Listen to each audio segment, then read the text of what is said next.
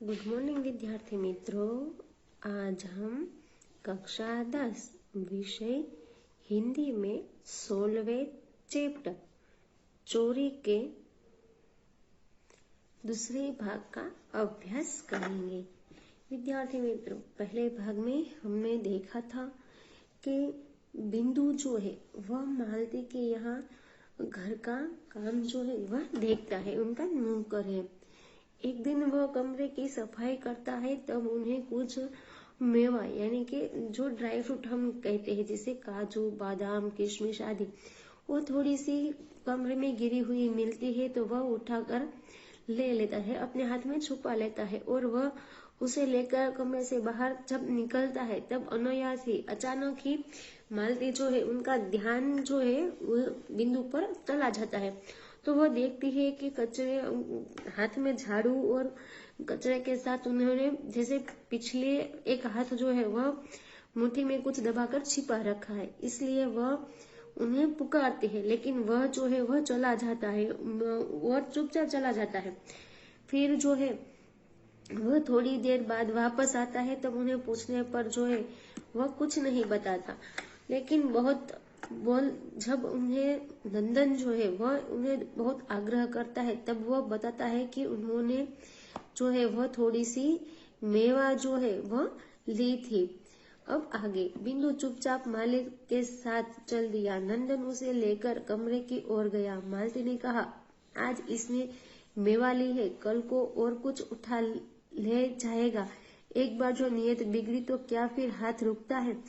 तो बिंदु जो है वह चुपचाप अपने मालिक यानी के नंदन के पीछे पीछे चला जाता है और नंदन उसे लेकर कमरे की ओर जाता है। तब मालती जो है वह कहती है कि आज तो ठीक है कि सिर्फ मेवा ही ली है, लेकिन कल कुछ और भी ले जा सकता है, क्योंकि एक बार नियत बगड़ी तो फिर हाथ जो है वो रुकता नहीं है।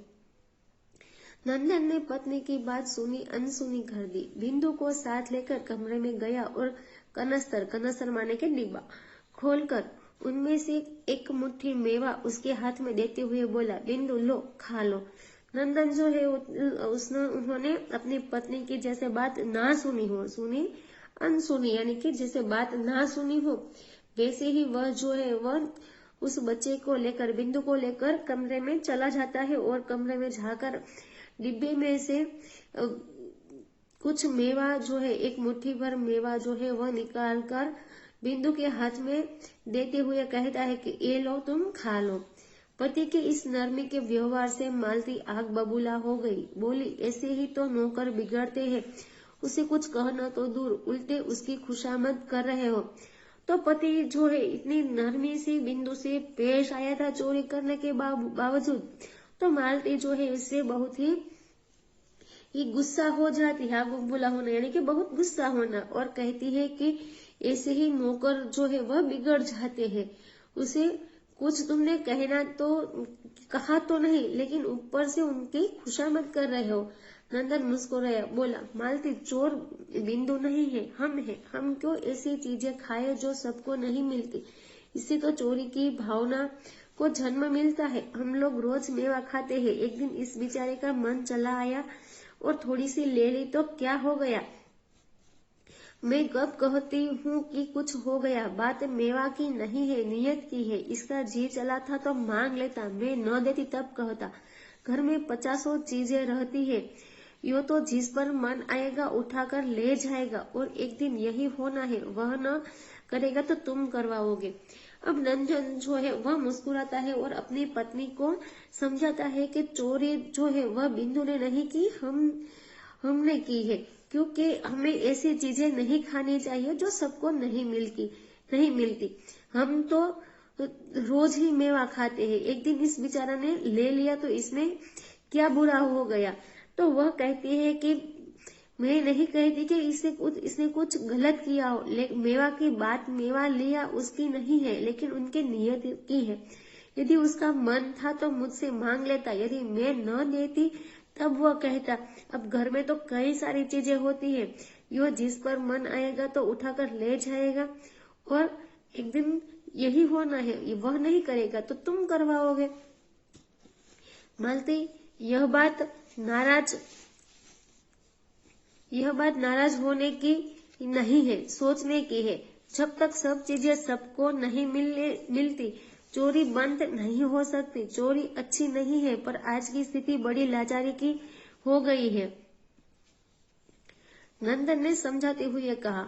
अब नंदन जो है वह अपनी पत्नी को समझाता है कि यह नाराज होने की या गुस्सा होने की बात नहीं है, लेकिन बात है सोचने की। जब तक सब चीजें सबको नहीं मिलेगी, तब तक जो है वह चोरी करना लोग छोड़ेंगे नहीं। मैं भी जानता हूँ कि चोरी अच्छी बात नहीं है, लेकिन आज स्थिति यह है कि लाचारी की हो गई है। नंदन जो है वह इस तरह अपनी पत्नी को समझाता है।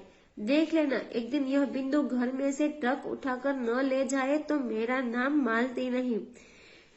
इतना कहकर मालती रसोई में चली गई और नंदन पुनः अपनी कुर्सी पर आ बैठा, पर मन उसका दूसरी ही दिशा में चल रहा था। थोड़ी देर वह सोचता रहा, फिर उसने विचारों को समेटा और लेख पूरा करने में लग गया।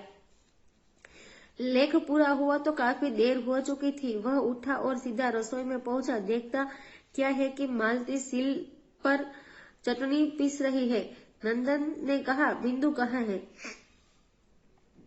अब मालती जो है वह कहती है कि बिंदु जो है एक दिन घर में से सारी चीजें जो है वह ले जाए।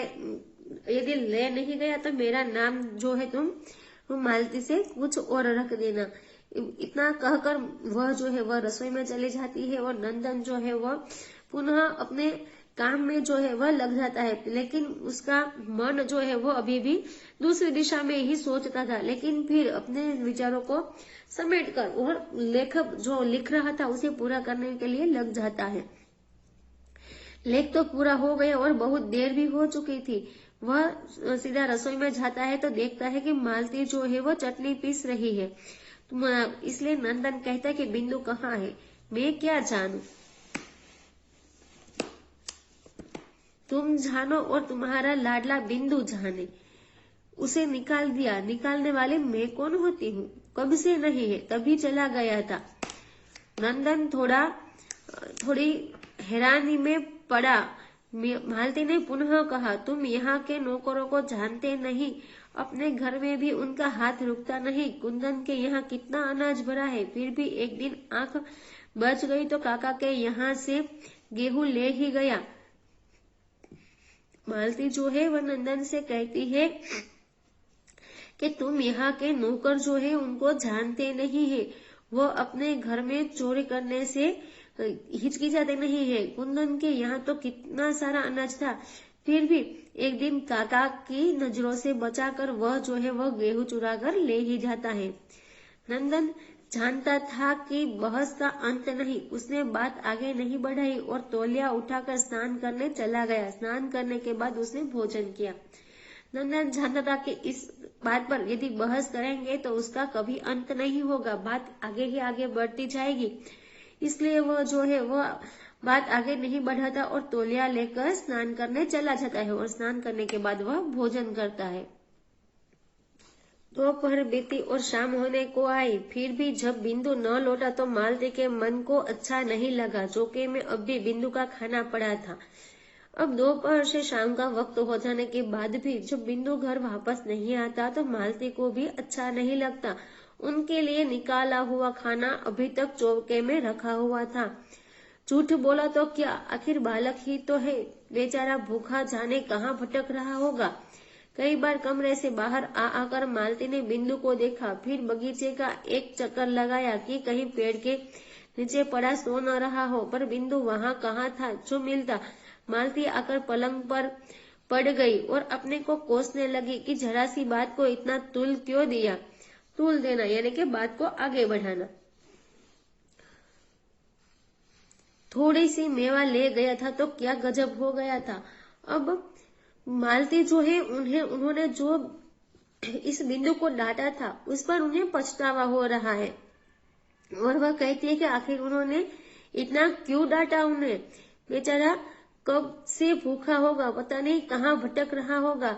कई बार कमरे से बाहर जाकर उन्हें देख लिया, एक बार बगीचे में जाकर भी देख लिया, लेकिन बिंदु वहाँ था नहीं तो उसे कैसे मिलता। मालती आकर पलंग पर जो है वह सोती तो है पर खुद को ही कोसने लगती है कि जरा सी बात को इतनी बड़ी मैंने क्यों बना दी, थोड़ी सी मेवा ली थी तो क्या कौन सा गजब कर दिया था। सोचते सोचते देर हो गई तो वह उठी और सहन में टहलने लगी। इतने में कुंदन उधर से निकला तो मालती ने उत्सुकता से पूछा, कुंदन तुमने बिंदु को देखा है क्या? सहन सहन यानी कि घर के बीच का खुला भाग अथवा तो आंगन। तो सोते सोते देर हो गई तो वह फिर उठी और अपने आंगन में टहलने लगी। इतने में कुंदन को देखते ही उन्होंने पूछ लिया कि तुमने बिंदु को देखा है क्या? बिंदु कुंदन बोला, अरे वह तो नदी वाली कोठरी में पड़ा है। मालती तत्काल पैरों में चप्पल डालकर बाहर हो गई।